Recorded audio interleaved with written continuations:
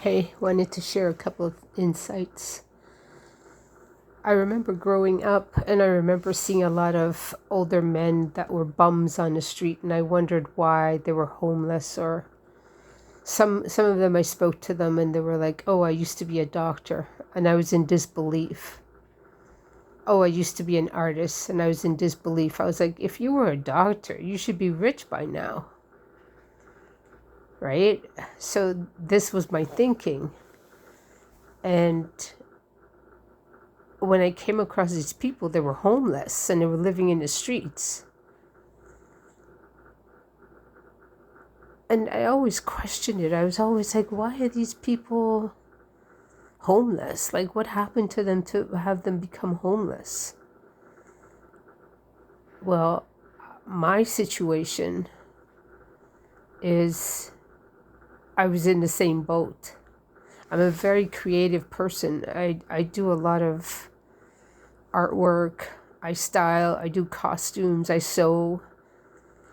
I do interior design. I do interior and exterior painting. Like, I do a lot of, I cook really well.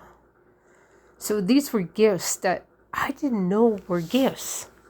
Like, I took all these things for granted. As a divine feminine, you don't realize how gifted and how talented you are until somebody starts attacking you for your gifts. I opened a shop where I sold vintage clothing, and across the street from me was a man. He was from Peru, and his shop wasn't very busy, but my shop was really busy because I had people going in and out, in and out.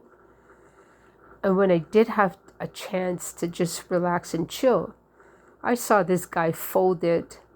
He sat outside his shop and he folded his hands and sat there and like was very pensive, almost like he was provoked by what he was seeing. And he sat in his chair and he folded his arms and he just sat there all day and watched my shop. So I was like, what? Why is this guy not busy? Why are people not like going into his shop? The guy started attacking me with black magic. And he made me, like, he started sending spirits, like demonic spirits, to attack me. So people stopped coming to my shop because I closed the door because I didn't want these spirits to come in and I didn't know how to get rid of them. So he kept on sending these spirits and they were attacking me while I was in my shop. And they would attack anybody that came into my shop. So I had to close my shop. I did not realize that people were envious of my gifts. The fact that I knew how to style, the fact that I knew how to dress a person, that I was helpful, that I was kind. Like, these are all gifts that are given to you and you take it for granted because the next person sees this in you and they want to take it from you. So I was growing up and I always wondered, why were these girls like fighting with me all the time? What did I ever do to them? And I didn't realize, like, I did nothing. They just don't like me. And I couldn't understand why. And I kept on trying harder and harder and harder for these people to like me. And they never did. And I couldn't understand why. And I thought, oh, I'm not popular enough. Oh, I'm not this. So I started beating myself up. Anyways, what happened to me was I was being attacked for my gifts that God had given me. And people saw how honest and genuine I was and did not like it. They saw how honest and how truthful I was and they did not like it.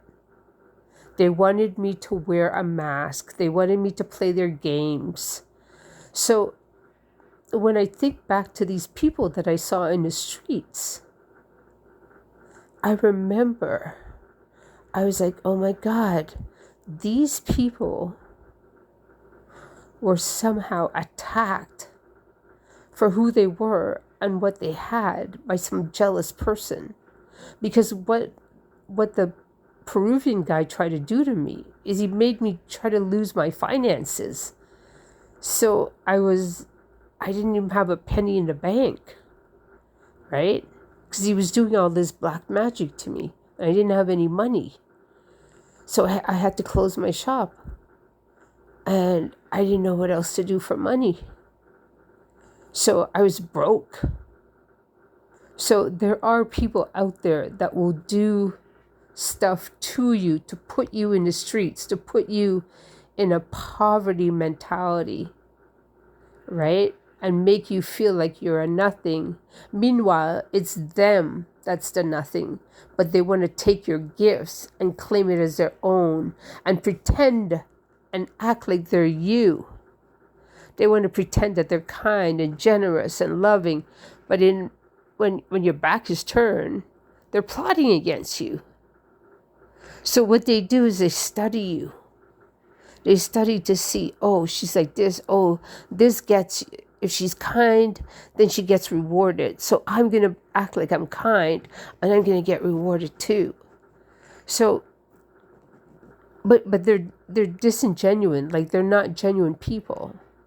So when I realized that, I was thinking back, I was like, oh, that doctor who said he was a doctor and he was homeless, who put him there? Like, how did he get to be homeless? Like, was it because of a jealous person?